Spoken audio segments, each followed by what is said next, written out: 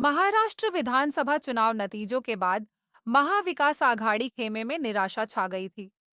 भविष्यवाणी की जा रही थी कि आघाड़ी गठबंधन तितर-बितर हो जाएगा।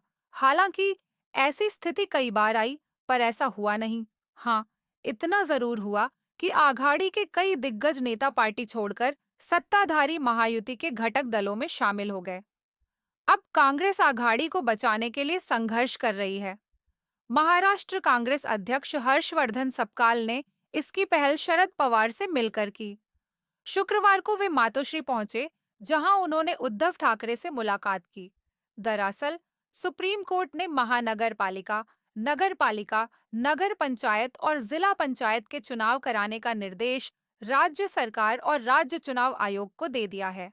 बीजेपी और शिंदे सेना की ओर से चुनाव की तैयारी को लेकर लगातार खबरें आ रही हैं, लेकिन महाविकास आघाड़ी में शामिल दल उद्धव सेना, कांग्रेस और शरद पवार की एनसीपी की ओर से चुनावी तैयारियों को लेकर ज्यादा चर्चा नहीं हो रही है।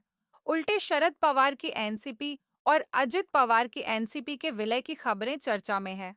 वहीं दूसरी ओर उद्धव सेना और राज ठाकरे की मनसे के एक होने की खबर को लेकर बहस छिड़ी है। इन सबके बीच कांग्रेस की कोई खोज खबर नहीं है। शरद पवार से सपकाल ने की चर्चा।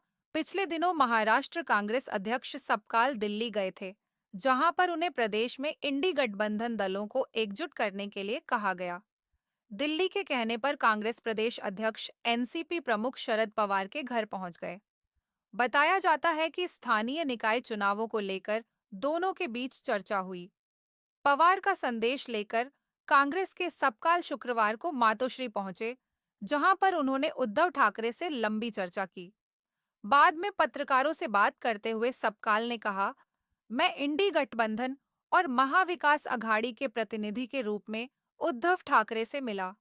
उनसे हमारी सकारात्मक चर्चा हुई।